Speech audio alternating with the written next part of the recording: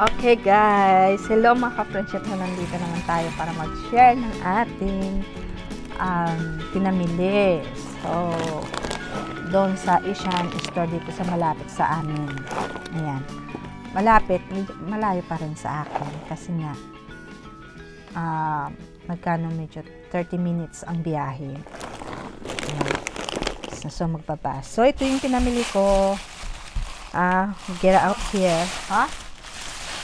What? Yeah, you put that one. You mix it. That is soup. Ayan. So, nagpapaturo yung anak ko ng luto ng noodles. So, ito, bumili ako ng ampalaya, dalawa.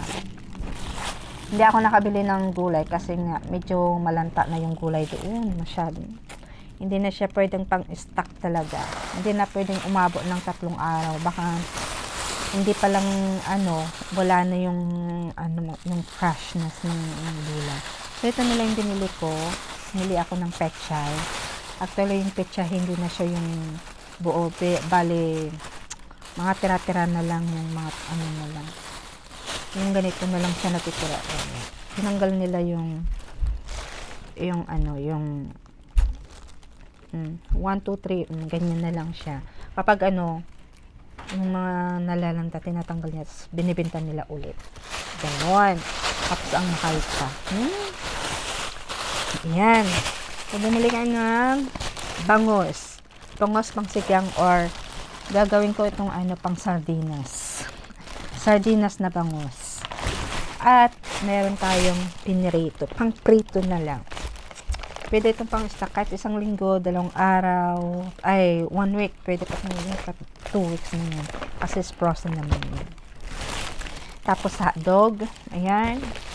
May hotdog, chicheria, noodles.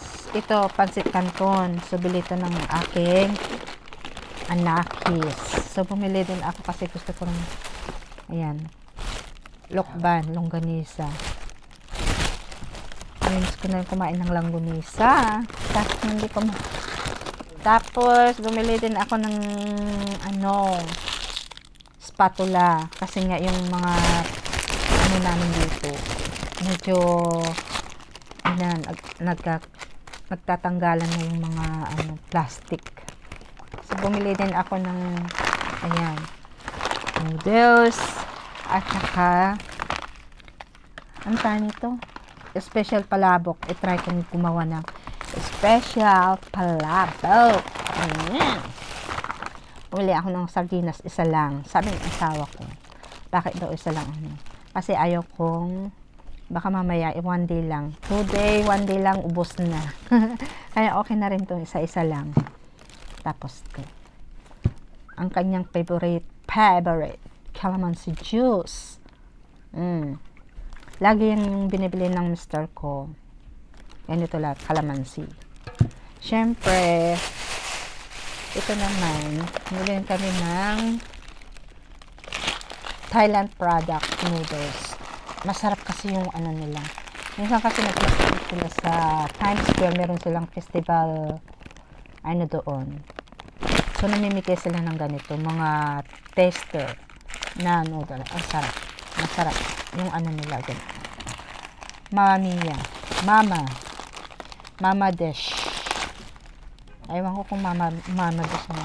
Ayan. So, mayroong flavor naman ito. Pero ang gusto ko talaga yung chicken. Masarap. Chicken and mushroom. Siyempre, ito naman yung ating nililing ako nito. Munggo. Mukhang butas yata. Kasi may munggo ako, bumili ako ng ampalaya. So, tamang-tama naman yung ampalaya. Pang partner dito sa ampalaya. Mukhang islok butas-butas. Forget. Ito. Butas yung plastic. So, marami akong tawag nito. Marami akong garapon. Kasi ang hirap mag-ipon ng garapon dahil tambak. Wala kaming pang space. So, minsan yung iba, tinatapon ko na rin talaga. At ito. Yan. Ito yung binili ko. Ayan, pang ano na to, 1 taon, 4 na to. Tapos, ayan, dato puti at saka patis. Syempre, coconut. Ayan. Meron pa dito sa pang coconut. Ayan, coconut. At, ito yung paborito ko. Yung favorites kong ano, ilang months din akong hindi ayan. Ito. Ensenada.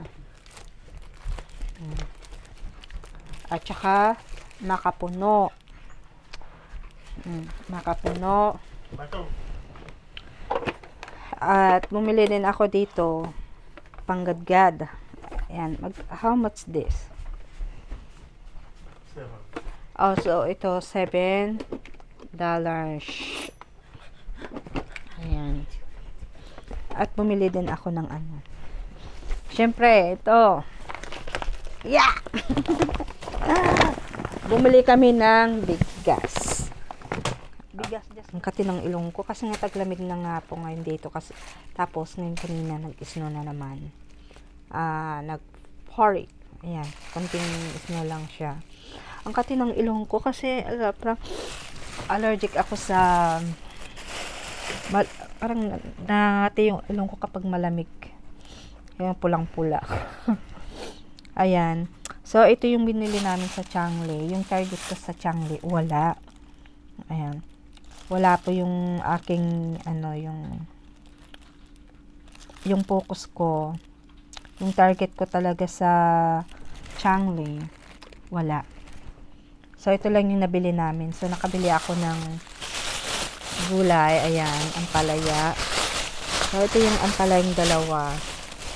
Bale, dun sa pinuntahan namin, hindi maganda yung mga gulay dun. So, hindi ako bumili masyado dahil, ano yan. So, ampalaya. Ayan.